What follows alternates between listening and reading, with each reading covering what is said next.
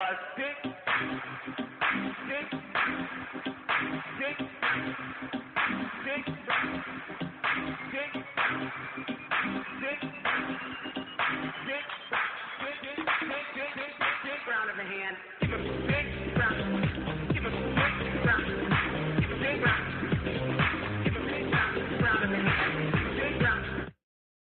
could have homes on separate coasts, go dive in Greece with squids. Could have been so bleeping rich, but instead we had kids. They won't smile for a photo, they won't eat the food we choose. That's why we're heading to the parents' lounge to drown ourselves in booze. Every day we're more exhausted, we haven't slept in years. They hit me in the nuts so bad, my eyes filled up with tears. And yes, we'd like to fake our death and go off of the grids, but the truth is we are softies and we truly love our kids. So join us every Tuesday night to laugh at all our pain. Evening in the parents' lounge is the cure to staying sane.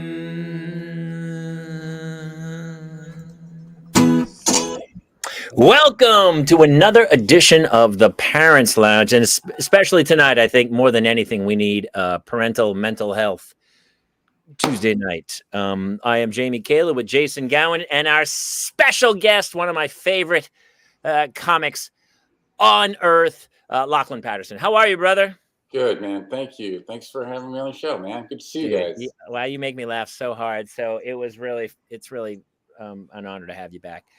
We started a couple minutes late because I was on the side of my house trying to figure out how to get gas back into my house because my kids had apparently built a fort and smashed, which I didn't know at the time for the last 2 hours. There's an earthquake release valve, and they had smashed that and shut the gas off to the house. Lachlan and I were just talking about those because we don't. So I'm in Northeast Pennsylvania. We have no need for an earthquake valve of any kind. Now that I've said that, we'll probably need it this week, but we don't have that. So he was explaining to me how that whole thing works. It goes back to one of those, like when you talk to people without kids and they go, "Hey, what happened to your day?" And you're like, "Well, kids happened." The story's irrelevant. It's just another that was 2 hours of my life, basically. I came home to cook dinner for the kids and the stove wasn't working. And so I'm Googling Samsung stove repair. I'm going to pull it out. I thought, because the oven wasn't working. And then I finally figured out none of it was working. And then I was like, must be gas. And so we were at our wit's end. And then finally I called my friend who's a contractor who helped build additions. And I call him, he's like, "What do you want?" And I told him, and he goes, "Somebody hit the earthquake click off thing." And so I reset it, and I turned on the gas, and it worked fine. And then there was still cold water in the house, and the stove wasn't working again, and it kept happening. You would reset it, and then so I called him. I'm like, "Dude, I'm losing it here." And the kids I'm like, "Get out of here!" I saw the fort she had built, like she was using the earthquake trigger valve as part of the fort. We're like, dude. And so I guess I don't even know what's happening. The reset valve it was apparently sticking because the dude says, my buddy, the contractor, he goes, "You got a brick right near it?" And I go, "Yeah, I mean, there's some bricks here in the yard." He goes, "Take a brick and smash it on the top." And he goes, not like rage, like you're going to tear this thing off the house. Give it a couple bangs. I banged it twice, reset the valve, and it worked. That's how I ended up with twins. Same process. Did you smash it with a brick? Just twice. Yeah. I have a very set skill set there, Jamie. Wow. I have had a day, and still my day doesn't even compare to Jason's day. Lachlan, how is parenthood treating you these days? Oh, better than you guys, man. Better than you guys. You're always so chill. You're so chill. It's the best. How old is your son now? He's 4, and he's not 3 anymore. And I know that because I'll see 3-year-olds and I'll go, "Oh, this kid's nowhere near my kid." 3 and 4, It's funny how like 36 and 37 almost the same, but 3 and 4 totally different. It's remarkable. He's doing It's like math. He's it's got like magic. when you were 18 and you were dating a 15-year-old, it's really creepy. But when you're 30 dating a 27-year-old, not really a problem at all. It's Not creepy. just a weird difference. Yeah. Societal loophole. Yeah, it's a Are sign. is your son just a complete maniac at 4? Like when the switch to 3 to 4 flipped, was 3 worse or was 4 worse? They're both great. My lady's on it though. She's Filipino, so she got that finger snap down. Wait, So what? she'll snap her fingers right in his face and hey, and he's great. He says excuse me before he speaks, and he's pretty good. Obviously, he still doesn't want to put on his own clothes. Do you put your kids' clothes on at 4? I don't think I did. No, they're pretty good about putting their own clothes on pretty well. I mean, once in a while, if it's like a weird button on a pants or something that we have to do it, but most of the time they do it themselves now. Yeah, I find that it's cruel to make children's, like a 3-year-old's shoe with laces, right? Like, why are you doing that? You know that I got to put them on.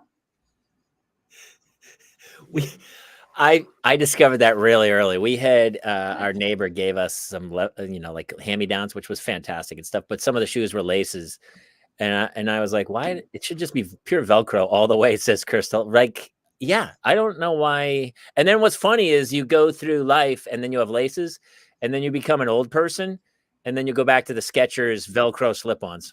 You go back, in huge. You go back with diapers too, right? Mm-hmm. You go back. Yeah, it's all cyclical. Yes. And then you get put back into the urn, and then you get reincarnated as a new baby, and you start the whole process over. It's very, very punishing. It's an arc. My life in its current form is punishing. I don't know what I did in a previous life, but it wasn't okay. Dude, I'll really quickly recount this is like when people go, what happened today? I had kids. So I dropped the 2 kids at sports camp.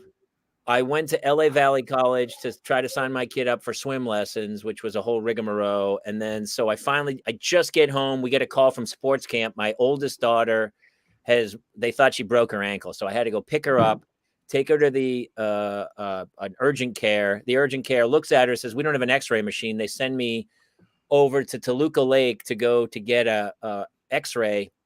I get there. They go, oh, we don't have anyone to work the machine. Here's another place in Encino. I got back in the car, went to Encino, got her x-ray. They said, we'll call you later. I get home. Then my other daughter had a rash around her mouth. I had to take her to the dermatologist, got back from the dermatologist, and then spent 2 hours figuring out how to get gas and hot water back into the house. And now I'm drinking a glass of wine. And that's parenthood in a nutshell. Jason, your day was way worse than mine. Yeah, still brain lesions. And then did you tell Lachlan about this? Or he and I touched base on it. He won't shut up about it. Just dude. I mean, every time I'm like, hey, did you do that? Did you take care of that thing? He goes, dude, I got brain lesions. It's like such a go-to now. Excuse. Yes, 0 times I used it. All right. Well, so and you have numbing and you have numb hands, and then they're like, we'll look at that in September. Yeah, so they can't get me in to the referral until September, and I was like, so what am I supposed to do about like the lack of use of my arms, because I'm the only driver in my house. So because of this, we are like, if something else goes wrong, this ship comes to a horrible screeching halt. Yeah. Sorry, man. Well, I mean, I like to crack jokes at other people's expense, but I got nothing, man. I got nada. Oh, here's the thing. It did make me feel better seeing, like, I don't wish that bad things happen to you, Jamie. I really don't, but it did feel somewhat cathartic to see other people going through something in real time. You know what I was the most angry about today? So we go to leave urgent care, and all of a sudden a nurse shows up with these brand new crutches that were like wrapped, and they start cutting. They don't even go like, hey, we're going to give you crutches. I know immediately what's happening. we're going to end up buying crutches. And so we have is there a child somewhere? Not anymore. I thought I heard a couple snaps in the back. Can I have her like do a Zoom session? It's good, dude. Her snap. Oh, it's so good. I guess it's the equivalent of in the Hispanic community, the chancla. Have you heard of this? The shoe. Her snap is like a shoe. You know, did your dad ever hold up something and never do anything with it, but just the thread of it was enough? No, he physically used it. Yeah. It was a broken Schlitz bottle that he threatened to stab me in the neck with, I think. I can't remember exactly. No. I got a black leather belt to the bottom side. Honestly, we're going to talk about that because I got some stuff happened in my neighborhood and kids, there's no respect anymore. But the whole time I'm like, they're like bringing in the crutches and I go, dude, I know it's not broken. It's not swollen. She's not inconsolable. She's not like can't touch. You know, it's not broken. If you've ever broken a bone, you know it's pretty bad. And so they bring in the crutches, and my wife's there, and I don't want to do the jack. I was like, "How much are those crutches?" But of course, we get the bill at the end, and I'm like, "What's this $40?" She goes, "Oh, that's for the crutches." I go, "You mean the ones that she's going to use for about 3 hours, and then are going to sit in our garage for the next 12 years? Those crutches for $40?" I was so angry about it. 40's not bad. Was that that copay? You mean? Well, that was on top of the copay. So we had a copay, and then we had the $40 just crutches, straight up $40, which I guess for crutches is a pretty good deal. But those crutches, like your insurance company probably paid like $350 for those. Honestly, they're like some kid goes in with like a broken thumb, and they go, "Here's some crutches," and he's like, "Wait, I don't even have them." They're just selling crutches left. You know what? It was an urgent care, and on the wall you could get injectables. You could get like sculpture in your butt. You could get all the like fillers, and I was like, that feels like non-urgent care to me. But what do I know? But that's where they make their money. I was doing the little stuff. Oh my God, Lachlan, how is parenting going so easily for you? I've seen your act.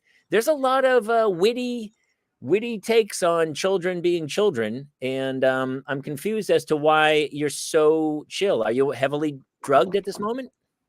Well, one thing I did, so I had one slip up. We lost our kid at Legoland. And have you lost your kid yet? Or you guys both lost your kid? Oh yeah. Oh yeah. All right. And I never lost at a theme park as well. Yeah.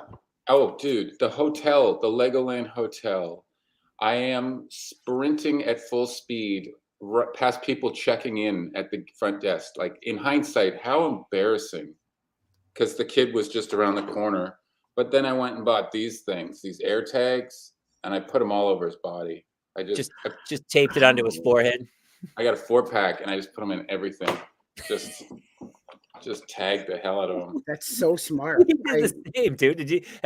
They sell little like it looks like a watch, and the air tag slides into it. Yeah. Oh, he'd love that. So you got to hide them in case, though, the pedophile or the kidnapper just, sees it. So I tucked one in his pocket and stuff as well. They need to do like an AirTag suppository where you just, because obviously any smart pedophile is going to cut the clothes off immediately. That's the first thing that goes. And then they get rid of it. So you got to really hide it. You got to chip that kid. The baby's good. You're going to find the baby naked. For sure. Oh, for sure. You're going to find a kid naked. Yeah. I mean, even if they didn't get to touching him. No, we lost ours. We lost one of the twins in an indoor water park. I think we lost about 12 listeners just on that last conversation. I would argue we gained 12 listeners on that last conversation. Yeah.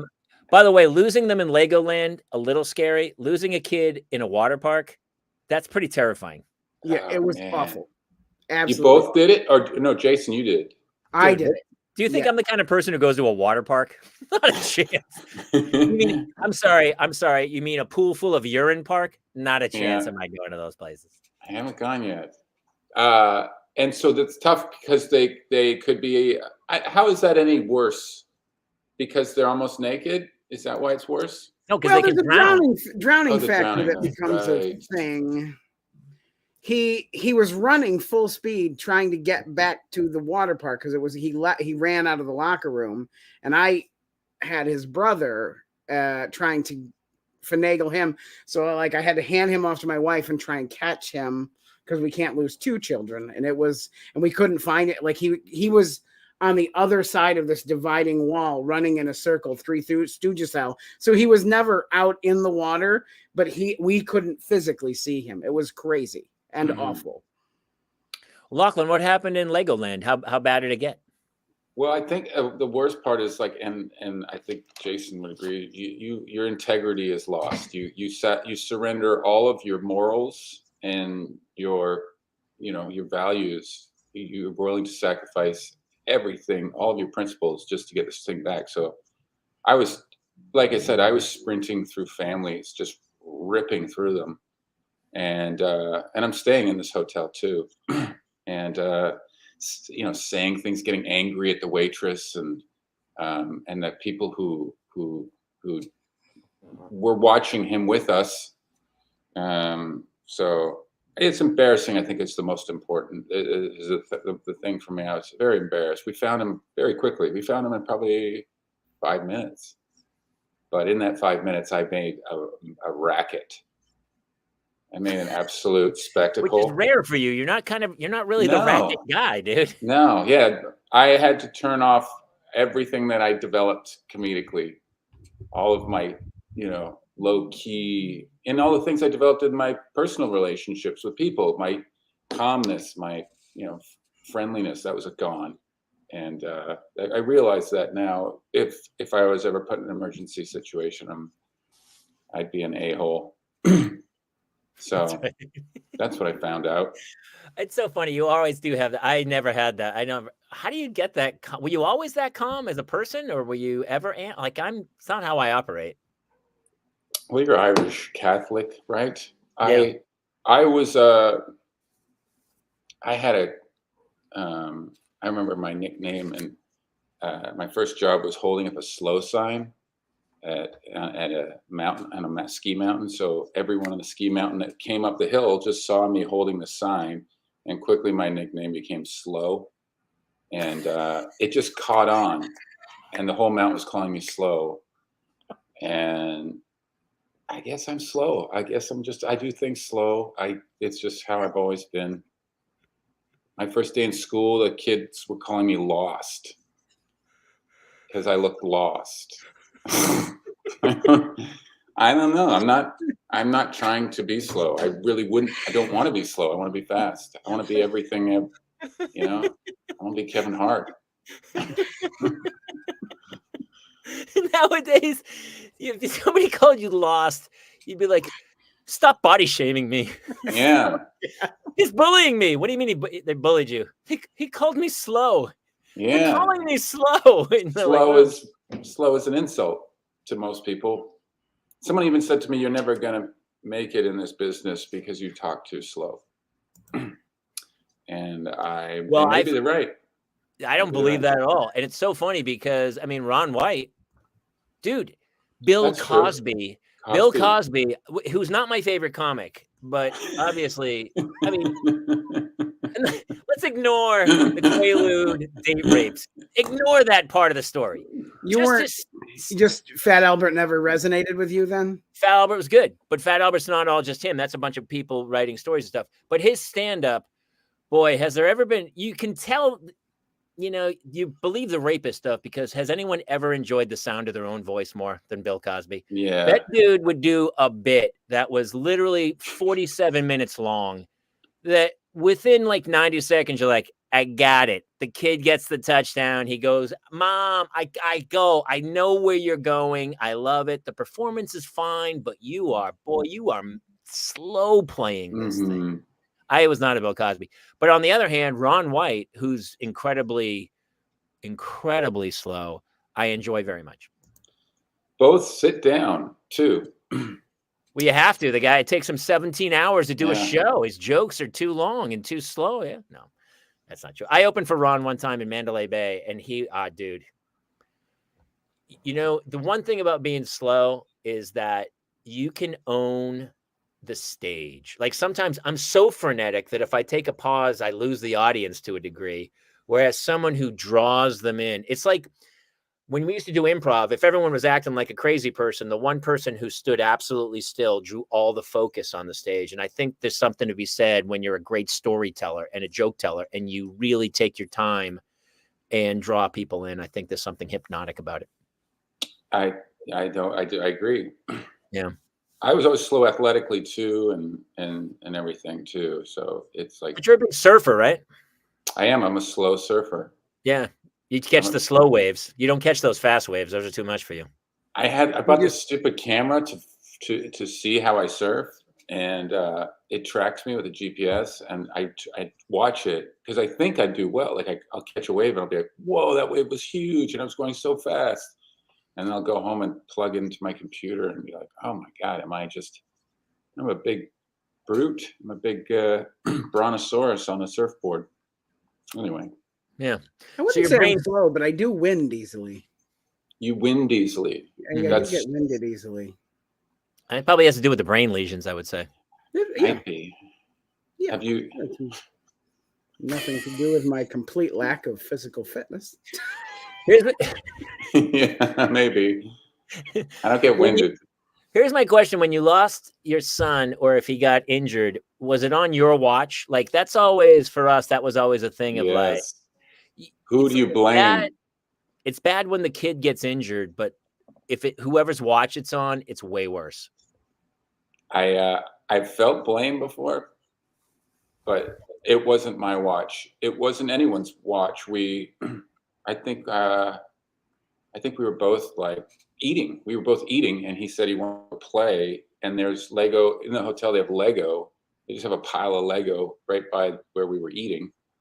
And he's like, "I want to go play." And we're like, "All right." We felt safe. We were just finishing our food. And then she went to go check the Lego pile and he wasn't there. And and at that point we started walking around the restaurant, couldn't find him, asking the waiter, asking the chef, asking and then you just go to a dark place. You start thinking. Well, here's my thought too, is that the one thing is, if you're going to steal children, Legoland, although it seems like the stockyard for children, like if you're going and you're like, it's like the CarMax for kids, right? This car's there galore. But it would be pretty tough to get a kid out of Legoland, I would imagine. I'm pretty sure it's pretty well covered video-wise. Yeah, what would you do, Jamie? How would you? If I was going to get a kid, here's how the future is. You lit up. Because here's how it's going to happen. Here's how it's coming. And I talked to my kids about this, like, because your kids are younger. My kid's going to be 10 this summer, and so she's getting to that age. She wants a phone, and she, they watch YouTube videos of crazy women cutting up yarn or a cat going through a maze, or somebody making slime. I don't know. But here's how it's going to happen, and this is already kind of happening, that you can spoof someone's like I can call you and I can say this call's from Jason. It's so easy to do. And then also I can AI his voice because he's on Instagram saying some things. And so there's a computer program where I can talk and it comes out like Jason's voice. So I could call you as Jason. It'll come up as Jason's number. You'll pick up the phone and I'll go, "Hey man, what's happening?" And it will sound like Jason. And I'll say, "Hey, I'm down the corner. Can you meet me at the store?" And that's how it's going to happen. That's the new one. I don't like that at all. No, I don't enjoy it. And honestly, I already told my daughter, she goes, "When can I get a phone?" And I said, "When you're 30, I'm going to get you a phone." When you're 30. And then I don't snap, but I have a can full of coins and a spray bottle. And I'll shake it at her and then spray her in the face. Oh no, wait, that was my dog. Never mind. I got confused. That would work. I think if I was a pedophile, I think I'd get a remote control car, one of those little remote control cars, and just rip it around and and just be like, "Hey kid, you want to try this?" Follow and just have them follow it. Right into my Subaru Outback. So at least here's the one positive. Listen, I don't like to give any positivity to a pedophile, but at least, the Subaru is a very safe car for children. And so as long as that kid's strapped into the back seat of a Subaru, obviously some bad things are going to happen, but that kid's probably safe in a car accident. You're safe if you're abducted in a Subaru. You can handle it. It's got dual side airbags. Go I ahead, always have Jason. to worry because I still look like a child. So then I'm always worried I will be abducted. Oh, trust me, in that leather hat, nobody's taking you. No Yeah, chance. I would argue that it might entice even more, Jamie. Actually, you know what? You know what? It does have some beauty to it. I agree. she looks soft. I mean, that's the problem with kidnapping kids in a van. If you take a kid in a van, there's no seat belts in the back. The kid's just bouncing around. Very unsafe. But at least with a Subaru, at least with a Subaru Outback, you know, at least the guy's thinking safely. Yeah, I got Apple CarPlay. I play some some tunes. Slippery Fish or something, depending on the child's age. What age would you like to abduct? Personally, what's your go-to child abduct age? 26 years old, probably. 26. Yeah. Okay. So they can do your taxes? Right. We got to get off the child abduction. We got to get off the child abduction freight train. These are just questions. You know, talking about songs that your kids play, my daughter keeps playing this stupid song called "It's a Cat Flushing a Toilet." It's a cat flushing a toilet. It's a cat. Have you ever heard that? No. Now I have to. It has not hit here yet, but I'm assuming it is coming for us at some point. Do you know how you listen to songs and you go, why didn't I should just start writing horrible, goofy kid songs and put them up? Because when she shows it to me, the thing on YouTube has like 1 billion views, man. These things are like insane. What kids will watch. It's nuts. You know what I was while you were trying. Oh, by the way, our next guest is from the FBI. Please welcome. Hi. So what were we talking about? I do love it though when people like, so even here's what happened. So I posted a video of my kids. I asked them to pick up the apricots in the backyard, and my one kid was like, "Absolutely, Dad, love to help." And she starts picking them up. The other one, she's walking around, kind of looking like she's bending over. She never picks up one. Pretending. It's almost more energy. She's acting like she's picking them up. And so I shoot a video and I kind of make fun of her. I go, "This one's going to be very successful, and this one, well, I hope she marries rich," or something stupid. Totally joking around. And, half the people were like, "Oh my God, that's hilarious. Those kids are the best," or whatever. But there was a handful of people who were like, "You're the worst father who's ever lived. Anyone who would ever say that to a child should have their children taken," like just vehemently. I love from the minute clip that they deduced that somehow Claire was going to be a consummate people pleaser. And just that little clip. And the woman, she opens this rant up. She goes, "My problem was I'm a people pleaser. My father made me this way." And then my comment back was, "As far as people pleasing, I hate to disagree, but you are not pleasing anybody on this chain." Yeah. Something else of You're not pleasing me. You're not pleasing me, people pleaser. You can honestly more of a buzzkill than anything else. But boy, people love to be heard, don't they? They love to be heard. I don't need to be heard. We have so much opportunity to be heard, don't we, nowadays?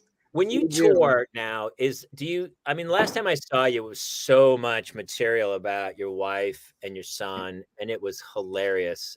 Oh my gosh. Oh, Kate had to come in. She can't get through the show. I got to tell her, I got to start the show. Mine's been in twice already.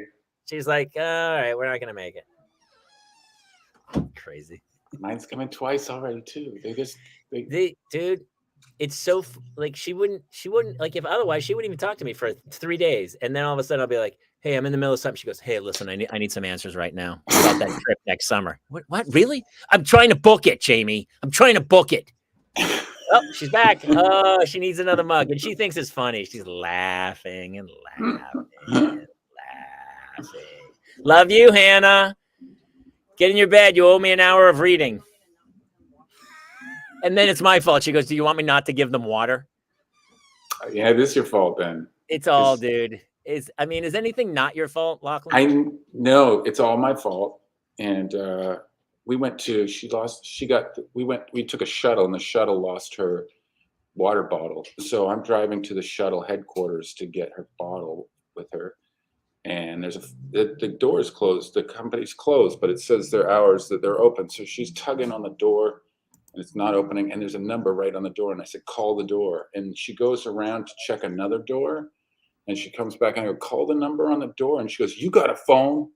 And I was like, "Oh man, it's not my water bottle. Why am I calling them? All day though. And then we're looking at paint colors. We're painting the house. And I went and spent like $50 on paint samples, and she paints them on, and she's like, I don't like this white. And I go, why not? She goes, or this blue. She goes, I don't like this blue. And I go, why not? And she goes, it's got too much yellow in it. What? She goes, yeah, it's too yellow. So we had to go back to the paint store today and get a different white blue that didn't have yellow. And she gets mad when we don't see the same colors, but her eyes are a different color than mine. So we don't see the same colors, I don't think.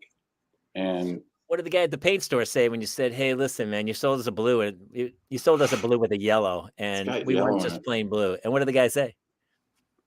They don't involve it. They come over and they go, is there anything I can help you with? And they know better than to help us.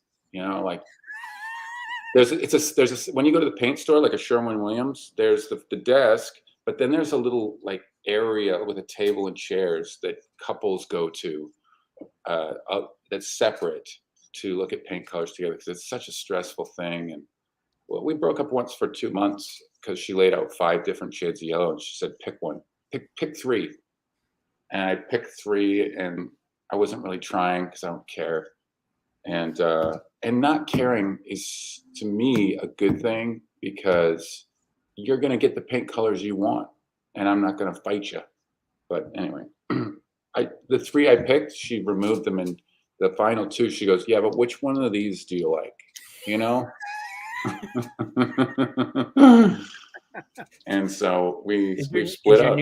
Your new nickname is Process of Elimination. Where it's like, yeah. Where it's like, here's 20 things, Lachlan. I need you to pick 19, and I'm gonna keep the 1. I'm not even looking at the colors. I'm just looking at her and trying to figure out which she is most confident, which color she's most confident in. And I'm like, yeah, let's do that, because I want her to believe in it. The worst is she paint the whole house and she goes, I don't like it. Are they all the same? My wife's exactly the same, because she'll be like, apparently mom jeans are back. Did you know that? Yeah, like high-waisted. Yeah, like a high-waisted, acidy wash, not a great fitting jean. Yeah. And my wife she went and bought these new ones, and I mean, she looked like, you know, a mom from 1974 in the Midwest. And my wife's super hot, and they're not the best jeans, but she has great jeans, other jeans, and she tries these on, and she goes, how do you like these? And I go, no, I don't like them at all. And she goes, well, you don't know anything about fashion. I go, then why'd you ask me in the first place? Yeah, she goes, they're totally in. And I go, so if somebody took a hefty trash bag, poked 3 holes in it, put it over their head and wore it, and a Kardashian wore it, I go, would you wear it? She goes, yeah, I probably would. And I go, okay, then I can't help you. I go, please stop asking me. Yeah. Ask me about knives. Ask me about trucks, you know? I get a lot of the time it's you never compliment me. I'm trying to be more proactive about just random compliments. I'm trying to get better. But when I do, sometimes they're not even well received. So I'm like, I don't know. Sometimes I want to say, well, you need to be better at accepting compliments. How would that go for you? That's hard. Yeah. Let's practice. Let's try it. Yeah. Yeah. Okay. By the way, Lachlan, I love your hair. It looks fantastic. Thanks, man. I conditioned it a bit for the show, so I appreciate that you noticed. And I might say, you look like you've been working out, Jamie. Have you been working out? You look very in shape around the neck. Thanks. Yeah, thank you. I've been intermittent fasting, and I've just been drinking all wine. I'm on an all wine diet at this point. There's the antioxidants, I feel like, are important. Yeah, it's fruit. It's fruit based, from what I'm told. I don't know. It's a fruit based beverage. What's funny is, actually lately things have been pretty good. I've honestly, until today, I was like, we go through phases. You ever go through phases? Like, we had a phase over Christmas. My wife and I were getting along fantastic. It was just magic. And I was like, I don't know what's happening, but this is, and I kept like being proactive about complimenting about, hey, this is great. yeah, this is super. And I went out of my way to like be super helpful and get her things and try to be nice and stuff. And then I could feel it slowly slipping away. And I almost overcompensated to be like, no, that girl, bring her back. It was almost like the girl I was dating before we got married. And she was in, and then it just kind of slipped out. And I was like, no. Because I feel like I'm super consistent. Like, if you're nice to me, I'm super nice. But if you're a dick to me, then I start to lose it. But lately it's been going. So lately it's been good. But then we had, some crazy thing happens, like the gas goes out, and then it's utter mayhem, and it's my fault. Everything's my fault. I mean, you couldn't have known they were building a fort. I know but the kids triggered the earthquake. They triggered the earthquake. And Hannah's in crutches, and and by the way, she's in sports camp this week. How's your other daughter's face? I had to go get a cream, and so luckily they had a sample, and I said, "Where's the prescription? What pharmacy?" And they go, "Oh no, it's a very special cream. It is mail order only. They have to ship it to me. They have to ship me the cream." Prosabin or something. And I don't know the guy. And here's the problem. So I get home. Is it this? I can send it to you. It's in my desk. Whatever it is. That's definitely it. I'll use whatever's left in that tube. Here's the other thing. Here's a valuable lesson for new fathers out there. When you go to a doctor with your child, you better take some notes, because I was like, yeah, whatever. He started listing what he thought it was. There was all this like I said dermatitis. He didn't say dermatitis. He listed like 5 other things. And when I got home, my wife's like, "So what is it?" And I was like, "Oh, it's it's a rash." And she goes, "No." She goes, "What is it? Which one?" And I go, "Oh, I couldn't remember what he said." And then I was so fucked. She was like, what was the point of sending you? Exactly. I didn't want to go in the first place. You made me take her to the dermatologist. You're not supposed to go. Yeah. And so from now on, gentlemen, take notes, because you will be great. You will be quizzed later, and you will be graded. See, look at Britt. He was like, yeah, this is why. Britt, does your husband do the same thing? Because we don't care. The only reason, and my husband's a doctor, and I still don't get enough info. I don't care enough. I don't care what the problem is with the car. Is it fixed? That's it. That's all I need to know. So right. I don't, you can tell me valves. I don't care. Is it done? Can I drive it again? That's all I care about. And so when I got home, she wanted info, and I was like, I don't have any info. I'm so sorry. I almost had to call the guy back. I just always get the post appointment and just hand it to her when I walk in the door. So then they've already prepared it for me. Right. Yes. You are just a middle person. You act as a mediary. Yeah. I'm really good. I'm really good at that job. I'm here to deliver the information about our child to you. Mm-hmm. How's the road these days, dude? You're on the road a lot, aren't you? I have been, not normally. I try to just do like 1 or 2 weeks a month at the most. But I was telling Jason that I went to Canada and did a bunch of shows up there, and I'm gonna go. So mostly Canada this summer because it's nice and warm right now, and there's shows around town. There's shows around town a lot. I like doing shows around town where I like working on new stuff more than repeating old stuff. You know what I mean? Like when you go on the road, it's a lot of obligatory material, and making sure that you get invited back again. Yeah. I just did Dallas, and it was a greatest hits tour, because I was like, well, none of these people have ever seen me live. And so I did my greatest, because, I remember back in the old days, sometimes doing that and going, I'm going to try out some new material. And you're like, oh, don't do that again. Right. I love when comics do that. They say a joke in the middle of the act, and it eats it. And then they go, oh, I knew better than to try out. And you're like, shut up, man. Stick to your guns. You tried out a new joke. It didn't hit. Just keep moving. But yeah. I had a guy do 10 minutes in front of me in a barn in Canada. And he had about 18 pages of notes in front of him. And every joke he would go down to the paper and go up. And he lived on an island that was so remote. It didn't even have a light, like a stoplight. So it's like, you have no excuse. What else could you possibly have been doing? Except memorizing your bits. But then, right? Like, what were you on? Feeding goats? Just work it out while you're flush your lineup.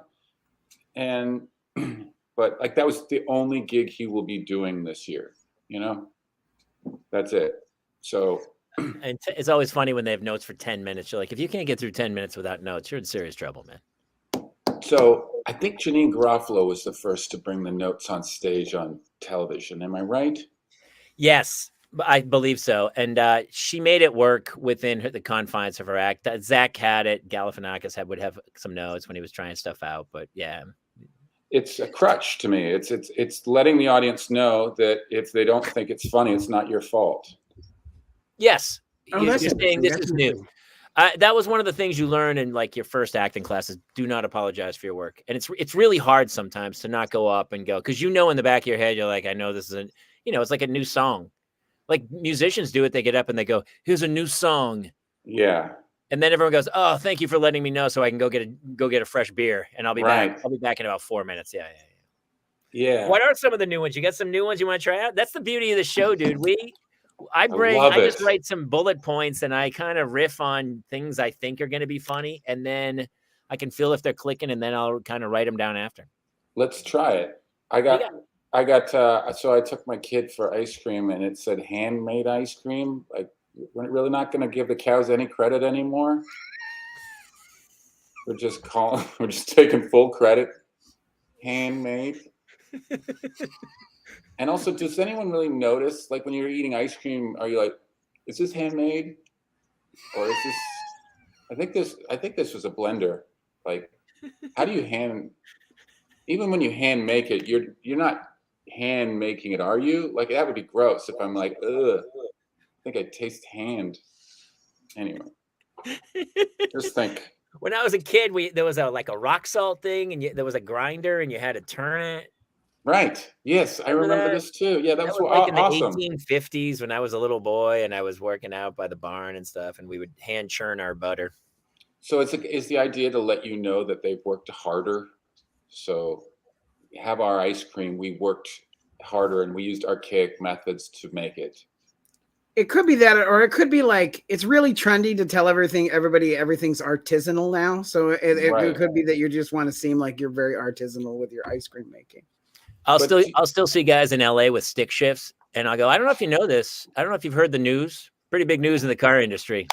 They make cars that shift for you. You just put it in D, and then it goes through the gears all by itself. It's pretty crazy invention. And then, some jackass car dude's like, but you can't feel the road that way, man. It's all about changing gears. And I'm like, yeah, tell me that on the 405 when your foot's on the clutch for about an hour and a half going down to Santa Monica. Yeah. Pretty soon we're going to be yelling at people. Look at this guy. He's using his steering wheel. Yeah, hey, totally. They got a thing now called not driving. Maybe you've heard of it. How about parking? Like, you don't even like the thing will parallel park for you. I was trying to explain, because I learned to drive on a stick shift, and then my daughter finally in the front seat. Like, she's 9, and so I've let her drive in the front seat, and because she's tall enough. You've let her drive? I was explaining to her the old days. Like, I had to step on the clutch, and her brain was like, what? It was like I was saying I used to ride in a horse and buggy back in the day. I was like, yeah, you had gears and you had a shift. And her brain was like, I don't know what, you're just go. And it was really funny to try to explain to her how stick shifts used to work on a car. It's crazy. They still work that way. I think it's funny when people talk about the fully automatic driving, autonomous driving, or self-driving. Mm-hmm. And I tried it. I got a Tesla, and I noticed that the technology still isn't quite there yet, like self-driving, because I was using it and I was in self-driving mode in a Tesla, and this car cut me off in traffic, and the thing didn't even flick its lights or honk at the guy or follow him off of the off-ramp 2 inches from his bumper all the way home. I think we still have a long way to go before the technology catches up. They'll put that in the program at some point. It better. It just I mean, it'll get to a point where you also be able to download your favorite celebrity voice to also have it hurl the insults as they're driving too. Yeah. Get Liam Neeson. You know what I have noticed? We were talking about how kids just there's no concern. So we had Sunday night. I was awakened at 3:30 in the morning. A helicopter, very low over my house, over a loudspeaker, yelling, "Get out of the car! You get out of the car!" My wife, we're freaking out. I'm going around the house. I'm like, what is happening? No idea. For like an hour, the dude is yelling, "Get out of the car! You move it!" And so we finally find out there is a crazy house party 1 block from my house. Here's what's happened. Here's what they do. So they built this monstrosity. They couldn't sell it. So they rent it. The realtor rented it out to these dudes who threw like a 500-person party. And the cops showed up at 2:00 in the morning and said, "Everybody out of here." When I was a kid, if the cops were even somewhere close to the house, everyone went, "Cops!" And we all ran for the woods. Like we ran away. Yeah. Apparently, the kids were like, "No, we're not going." Oh, a party standoff? They told the cop there's no respect, I don't think, for police because they're probably videotaping and they're waiting for the cop to say something or like tase somebody or God forbid, pull a gun and shoot somebody. There's such a standoff with the police that these kids were like, "We're not going." So they had to apparently they got 20 cop cars there and they got all the cops and they formed a barrier, finally got the kids out of the house and then tried to disperse them. And the helicopter was yelling. Dude, I live in suburbia. Like I'm in LA. You live next to the Brady Bunch house. I live literally walking distance to the Was Brady that the house? Was that the house that had No, it was the other way. It was a block the other way. It was up by the park. And I was shaking Monday morning. Like I was up from 3:00 until I didn't go back to sleep because we couldn't figure it out until finally one of the neighbors was on like next door and said, "Yeah, there's a huge party. No one can get." And part of me was pissed. I was like, I would have gone to the party, but I didn't know any better. So the whole thing was a disaster. But you walking into a kid's party would have gotten everyone to go, "Cops, let's go."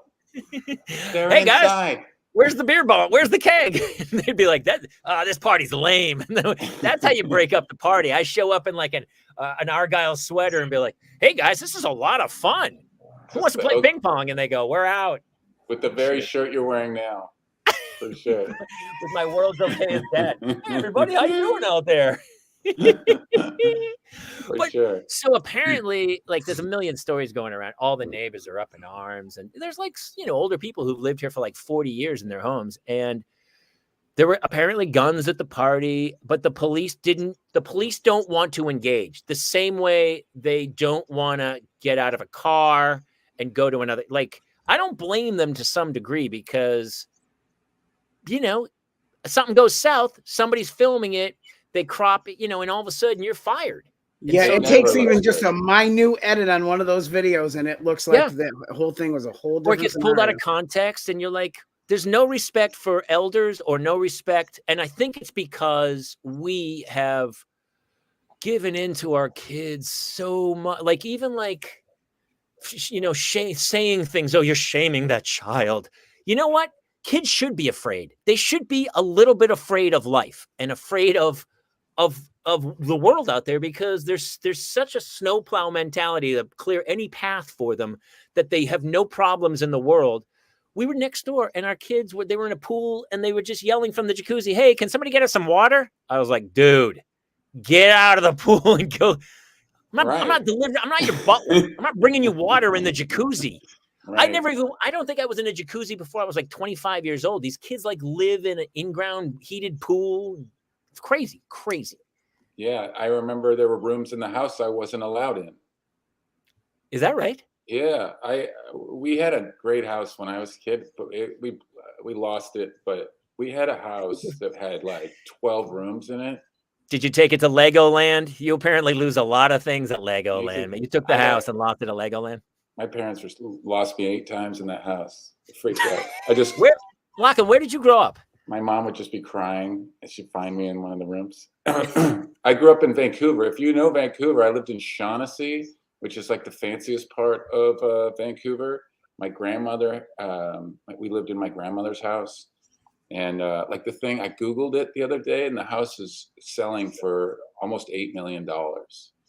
Like that's how What's the big the square house footage? was. Is it just monstrous? How huge is it? It's not. It's like 6,500 square feet. I think that's right. I can't remember, something like that. And I can't remember the point of my story, but it was just that You got lost in the there was house. There was a lot of rooms that I wasn't allowed in. I wasn't just not allowed to go in them. Definitely, I had a very similar experience of being under. There was a lot of rules, and they were Doug there. ran a tight ship, did he? Doug Patterson, yeah, man. Doug ran a tight ship. Doug was very. It was also my baseball coach. He was my basketball coach. He sat next to my hockey coach. When I was goalie in soccer, he sat behind the net and shouted at me. And dude, you want to hate your dad? You want your kid to hate you? Stand behind the net when they're goalie. Oh my God. And the ball goes in. Like he tells you what to do and you do it and the ball goes in. Oh my God.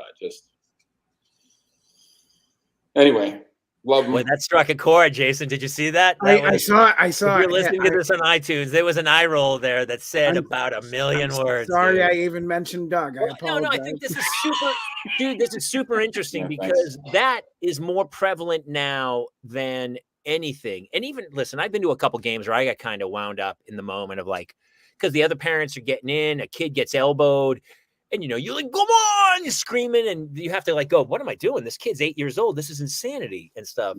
But that's so common. Was he a big athlete himself? Yeah. He was in the paper for basketball. He played rugby into his, I want to say 60s. I mean, that's idiotic, but Isn't sure. that crazy? Yeah, it is. I mean, he played with other 60-year-olds, all like they Sure. had these old timer league. And there was even like an 80-year-old in the league, and everyone just, if he got the ball, everyone just let him go. Yeah. But yeah, that's fair. I mean, that's fair. That's really crazy. Are you close with your dad? Yeah, I am. He's I visited him. Actually, I just got back from visiting him last week. He lives on the island where I did that show. I went up to do a show on the island for my parents. That's cool. My dad's he's getting old and can't really get off the island as much. Sure. They took away his driver's license finally. Did he voluntarily give it up? Because we reached a point where my father, I was like, Dad, I don't think you should be driving anymore. He's like, I'm good. Flying. That's how I'm going to be too. But my dad, they sent him a letter saying you have to mail us your driver's license, and I was like, Mom, don't send them the driver's license. They can come get it if they want it. They can tear it out of his cold dead hands. But my mom put it in the mail and sent it. I'm like, you guys are so Canadian. Oh, sorry about that. Here you go. Sorry about that license there. Hope it wasn't late. They don't talk like that. Did she write like a little personal thank you note? Thank you so much for your kind correspondence. Here's the driver's license. She probably is happy. She does all the driving now. Did it ever come to a hilt between you and he where you're like, Dad, seriously, I love you, but you gotta stop it. I mean, were you a big athlete? Were you really, really good? Or was he beating you into submission? Me? Yeah. I was average. I was average at everything. I was a sixth man on basketball. Had some moments, had some shining moments. Sure. I was okay at hockey. I was okay. I think, I just think I am athletically, I am exactly what you see when you see stand up. You could imagine how I play everything. I see you as a surfer. I see you. Which, by the way, surfing is an incredible sport. Yeah, I love it. I see you as a surfer. Did you and he ever? I couldn't play any of those sports today, even if I wanted to. And all my friends who I played basketball with don't play anymore because it's too hard to play at 50, 48 or whatever. So it's the only sport other than golf that I think I could do as intensely as I do. I stopped soccer at like, I don't know, I was late 40s because I would still go out and I could still play. Like I coached my kids and I would kick around with the kids and stuff. But, some dudes who are like 50 years old still play like they're like there's a scout and there's a chance they might go pro. Let's really commit. And you're like, dude, we all want to make it to work tomorrow. Can you not Yeah. chop me down from behind? And people were getting injured. And you're like, I was trying to act and I was like, I can't be on crutches for 6 months, man. So I was kind of done with soccer for that. But yeah, so now it's like yoga and golf. Golf's my jam, dude. I love it. And even then I still like, I hurt my back a little bit. It sucks when you get older, but does your dad, how does he feel about you being a comic? He must be super proud. He is. It was a long journey for him.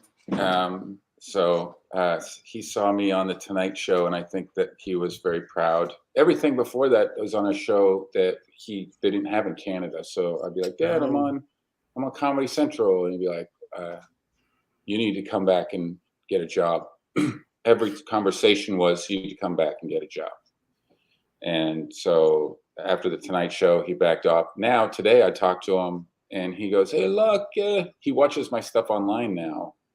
My mom says he watches it all the time. He's like, "Look, you did something. I can't tell when it was, but you were with this guy." And then he goes, "Do you know who that was?" And I try. I'm like, "Yeah, I think I just did something with somebody. Was he tall? I'll try." But my mom will immediately be like, "Don't worry about it. Forget it." Like she cuts us off. She cuts off circulation between my dad and me because he blew it for so many years. He was telling me to get a job, and she was hugging me and telling me it's going to be okay. And I think it frustrated her that my dad wasn't so quick to jump on board the comedy train. Dude, I left the Navy. I was a Navy lieutenant and I gave it up. I resigned my commission, which is kind of you had to write a letter like a year before you got out and say, I'm resigning my commission as an officer in the United States Navy because of this. My father flew in World War II. My brother's an admiral, retired admiral. And I got out to become an actor. Yeah, I talk about this in my act and stuff. But this is true that when I got out, my father was so pissed. He was so pissed that he really did this. He cut out the Navy times pay scale 1 year after I got out. And he highlighted what I would have been making had I stayed in the Navy. And he wrote in the margin, pretty good, huh? That was it. That was all that was in the envelope. Oh, we and have I the don't same really talk dad. about this. That's all I got. There was an empty envelope, except there was this newspaper clipping that what I would have been making had I stayed in the Navy.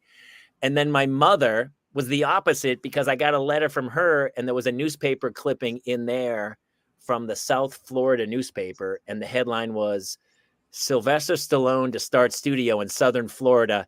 And in the margin, my mother had wrote, might want to get in on the ground floor. I was like, that was so gold, so gold.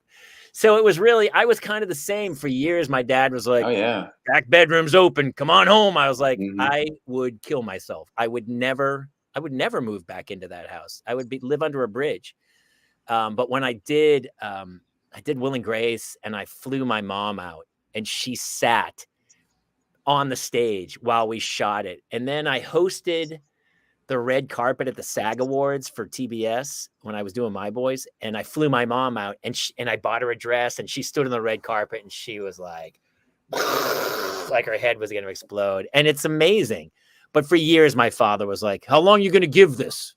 How long? Yeah, me too. Yeah. My dad actually wrote mine still says it to me. Like even just today, right before the show started, actually. I don't know if I do that to my kids. I'd always say, hey, listen, you're welcome. You're more than welcome to come here. However, I can support you and help you achieve your goal, I think. But I'm not there yet, so I don't really know how I'll respond. I hope I respond in the affirmative, but I don't know. Well, we came from a different world, all of us. Remember, our parents grew up in the Depression. So saving money, getting security were key points. And so they don't get this, free of any responsibility attitudes that we have. So I also give my dad a break because he never got an opportunity to chase his dreams. He chose the first opportunity he could get. He grabbed it and he was loyal to it for the rest of his life. Where do you think you got that? Because you and I, we're all kind of the same. We grew up in these small towns, and yet I couldn't I couldn't wait to get out and do something else. I don't know why. I don't know why I felt that way. Other people were already like planning their lives in that general direction. I was like, I don't know what I'm going to do, but I'm not, I'm going, I'm leaving here and I'm going to It's the beach. I it's don't know because why. we're special, Jamie. Or we're just idiots. I don't know why. We're Were you special. always like that in high school? Were you the kid? Did everyone always go, we knew you were going to leave and do this? Or were you just that funny and people said you have to follow this dream? Or Uh, I think I was searching. I was just searching, probably more than a lot of people early on, for something that I was going to fall in love with. And stand-up comedy was interesting to me. I loved watching it. I got to see Robin Williams live when I was 19. He was filming Jumanji in Vancouver, and I loved stand-up comedy. And I went to a stand-up comedy club, and I sat front row. And Robin Williams just showed up after on stage unannounced, and just did like an hour and a half. And I got to see that probably 3 times. I got to see him live, and how he crushed too at just such an early age, to see a room just him annihilate. He was doing animation so intensely that he cut himself, and he was bleeding down. He was so hairy, though, you could barely see. You only saw it if you're in the front row, and he was bleeding. And it's very tiny little intimate comedy club, and just went on for another half hour, nonstop. Just go, go, go, go, go. He was such a giver of laughs, and so I loved it right away. I took a class in my college.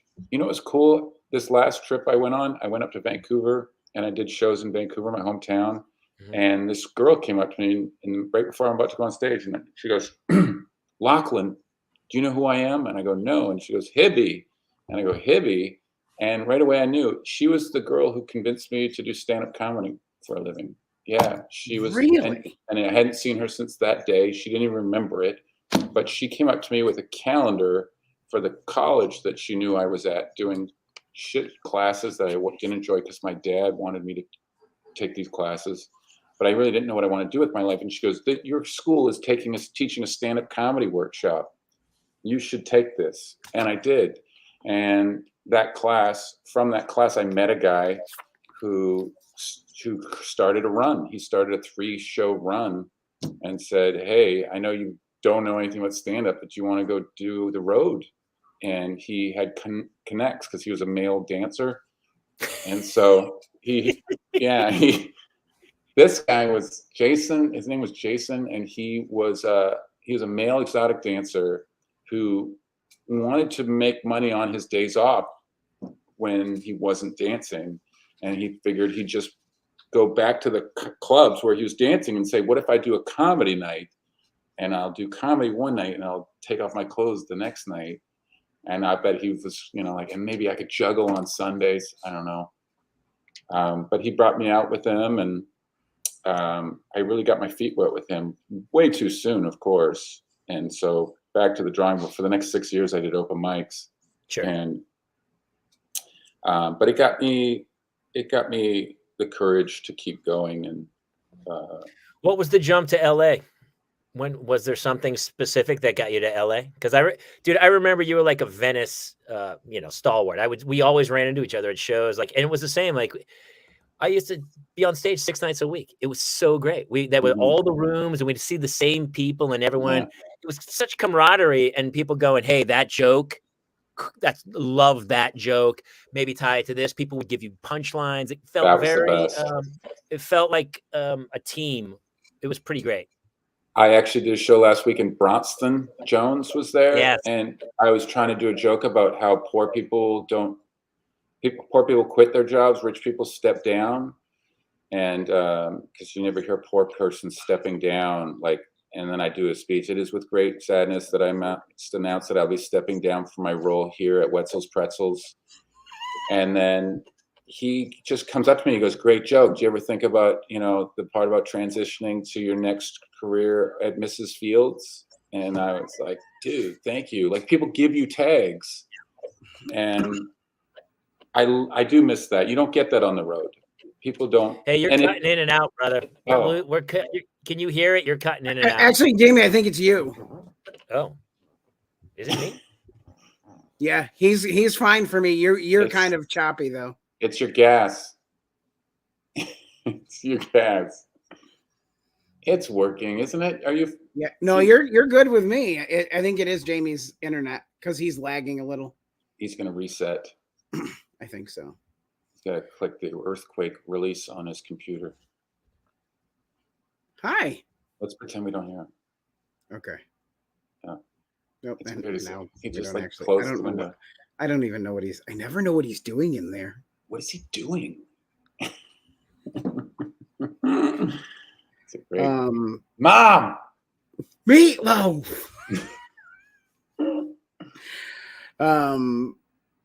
So what does your partner, she stays with with your son while you go on the road? How does that work for you guys? I if it's a shit show, I just go. If it's like, Waterford, Michigan, no disrespect, I'm gonna just go by myself. But if it, Vancouver, I brought them up. My family lives up there too, so she'll just kind of hang out in the hotel while I go do my show, and I'll come back, and they're usually passed out. But so it's kind of both. I usually lay it out. I go, here's where I'm going. Here's what we could do. And I present it to her like a couple months in advance. Some of them are great. Daniel Tosh asked me to open for him in a couple of months. And I said, sure. And he goes, and you got to bring your kid. That was his deal because he's got a kid the same age. Yeah. So we both have kids the same age. So the deal is you can come open for me if you bring your kid. And then he threw in, and your lady can come on the last 2 days, and we'll fly her out on private jet. And it's this beautiful property on the East Coast in Florida. So she's going to take that one for sure. Oh, nice. Where in Florida? Ponte Verda. Have you ever heard of it? I know the name. I can't place where it's at though. I lived in West Palm Beach for a long time. That's why I was curious. Ponte Vedra. It's a beach near Jacksonville. Oh, so it's way north. Okay. Yeah, it's north. I was on the other end of the state. You were? Yeah, I worked. So when I was down there, I was working Homeland Security. So my job was to drive around from 6 p.m. to 3 a.m., making sure that all of the guards at like airports and shipping ports and all of like important places that were of national security, the guards were awake. So like my job was to like sneak up on them and make sure that they were not sleeping on the job. Wow. What like a narc, dude. Wow, like a secret shopper. Yeah, it's exactly what it was. But my favorite one was a lion preserve. And I'm not sure if at one point terrorists had attempted to set the lions free. Either way, it was a point of interest. And I was looking for the guard and I couldn't find him.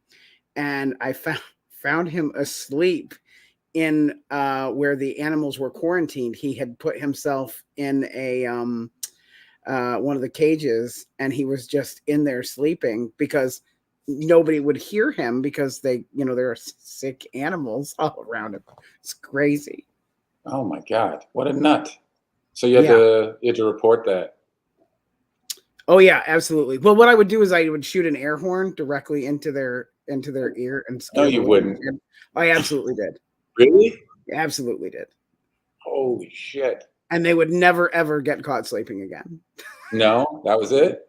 Actually, Brittany, it was one of the preserves that he got his start. Wow. It was the same place I also backed into an alligator with a golf cart. And I accidentally hit an alligator, and it hissed at me, and I didn't know what I had hit. Oh, there he is. He's in a different room. He's still mad. No, it's just another. It's just the day. It's just the day. Apparently, my charger wasn't charging, and I literally ran out of power. My charger was plugged into that plug, but apparently the gas and that power. Maybe I haven't paid any bills. I'm not sure what's happening anymore. But You got an earthquake shut off on your computer. it was funny too because I was just about to wrap this beast up. I thought we got nice and emotional. We talked about Lachlan's dad. We talked about his upbringing. Do you have a couple of jokes that you want to try out to close the show? Yeah. I've been working on this thing about 3-star reviews and how like where do you get the energy to write a 3-star review? That's really like funny. It's like no one's gonna read it, so you just you come home from a restaurant, your wife's like getting ready for bed, and she's like, "Let's turn off the lights." You're like, "Hang on a second, I need to let people know this place was fine." That's really funny, dude. That could be a long rant. Yeah, food was marginal. It was yeah. I'll be back. What's that? I don't know if I'll be back, but it wasn't bad. I didn't hate it. Honestly, those are the middle of the road ones are the ones I trust the most because I feel like they're the ones that are the most honest. The only ones you need to read are 1-star reviews that start with "I wish I could leave no stars." That's a good one. That's always funny. That's it. Those are the only ones. I read a 1-star one, and the guy opened with, "I'm not sure this is really a 1-star review because I was in a horrible mood that night." So let me tell you. So basically, he gave himself a 1-star review. He's like, "Listen, I can't tell you exactly how bad. I don't know why this place was bad. I was just in a shitty mood, and just know this whole night was a 1-star. Like it was one of those." Just giving himself a 1-star review. It felt like. I like it. He goes, "Look, this place didn't make me feel better about my shitty life. I can tell you that." I'll be back maybe. And then, so yeah, I kind of just go through like a list of all the things that you would say, yeah, it is the Wait, did you go back for 1 sec? Because Freddie B had something funny. He goes, he did? He goes, "My favorite review is I saw someone order 4 different fish in a poke bowl, and they complained it was too fishy." Yeah. When I bartended, I had people order martinis and then go, "This is really strong." And you're like, "Yeah, it's pure gin, dude." Were you confused when you ordered martini? It's really strong. Could you tone this down? Yeah, let me put some more gin in there, see if I can really wash it out. Water. I mean, what do you want? Water? And also, this is the other one. You ever see a half sandwich and soup on a menu? Mm-hmm. Have you ever ordered that? Have you ever? I want to say to the chef, why don't you just bring me the whole sandwich and let me worry about my leftovers? Right? Who do you give the other half of my sandwich to? Someone said to me, "Well, it's great if you're not that hungry." I'm like, well, then don't eat yet. Just wait till you're hungry and order a meal. But it's the only thing on the menu I can think of that it's half of something. And so it's just bizarre that anyone would they would go through the trouble. A half sandwich. Why don't you just make it a smaller sandwich? Because I always, every time I see a half sandwich, I'm like, well, where's the other? Is the chef just eating it? Yeah. Because obviously you can tell the piece of bread. It's not like one piece of bread that was cut in half and put on top. They wasted 2 pieces of bread. Unless they're just waiting. They're like, oh, shit, we just sold a half a tuna fish and chicken noodle soup. Push the half a tuna sandwiches and see if we get rid of this thing. And also, why am I not allowed to pick the half I want? Like I feel like I should be able to choose which part of that I wanted. Right. Yeah. And if you sell 2, do you want to just, all right, we're done. I'm not going to sell a third. I'm not going through this a second time. Right? It would be funny if they delivered it and you said, "Oh, I was hoping I'd get the other half. I didn't want this half. I wanted the other half." I thought you were going to cut it the other way. I didn't know you were going to triangle it. I don't like triangles. I want it. My kids still to this day, they're like, they want me to cut the crust off, and I just can't do it, man. And they won't eat the pizza crust. It's so painful, man. They just won't eat it. Dude, you are the old dad guy. I feel the same way. I never got my crusts cut off, but I sat across from kids who did, and those kids, those kids. Where are those kids now? Like what's the ratio of success with the kids who had no crust as to? Those kids were at a party a block from my house Sunday night, and they wouldn't leave when the cops showed up. That's those kids. Those kids want the crust cut off, and then the cops show up, and they're like, "We're not leaving until we get crustless sandwiches." I'm not having it. If I know someone's got, they're wearing Fitbits. I know that they're all wearing Fitbits. They're definitely wearing. They're all counting their steps. Pussies. Thanks for having. This might be my new location for a show. One last one. What do you got? This is the absolute. Before we do this, where can people come find you when you do gigs? And you have a wonderful coffee book that we should have probably pressed a little more. Yeah, I don't have a copy right here at my desk, but it's called Dark. It's a unique. I have a website, LachlanPatterson.com. They can watch my comedy special on my YouTube channel, and that comedy special inspired a coffee table book that has pictures that go with each of the jokes. And so when you open the book up, there's a QR code that you scan and you listen. It takes you to the audio and you press play and I read you the book. And yes, here it is. Here it is. So there's the book right there. And then you go in and there's pictures that are here. Here's one right here. See this picture?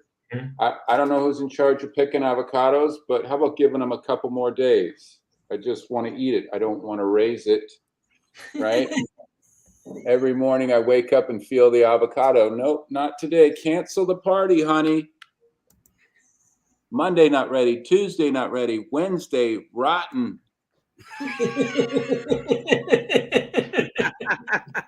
So, dude, all right, listen, you're going to have to come back another night. I'd love to. And read the book. You should read the whole book. And bring your rat. Is the rabbit still with us? That one's not, but I got 2 new ones. So, and they were right next to me. I just got them out of here because they're a bit of a distraction. All right, listen, everybody, go for the love of God, see Lachlan live. Definitely go watch his special on YouTube. We've done so many shows together, dude. You're one of my faves. It's so Sammy. Thanks, Jason. Thanks, you guys. I think we kept you 20 minutes longer than we told you we would, so I feel bad. And he's dead. Hey, everybody out there, thank you so much for tuning in. Jason, what's the plugs that we need to tell everyone about? You can find us live every Tuesday night, 10 p.m. Eastern, 7 p.m. Pacific on Facebook.com/The Parents Lounge, YouTube.com/The Parents Lounge, Twitter, Twitch, and new episodes drop of the podcast on Mondays and Thursdays on iTunes, Spotify, Amazon, or wherever else you get your podcasts. That's it, baby. Thank you guys for tuning in. See us next week here in the Parents Lounge. Good night, everybody.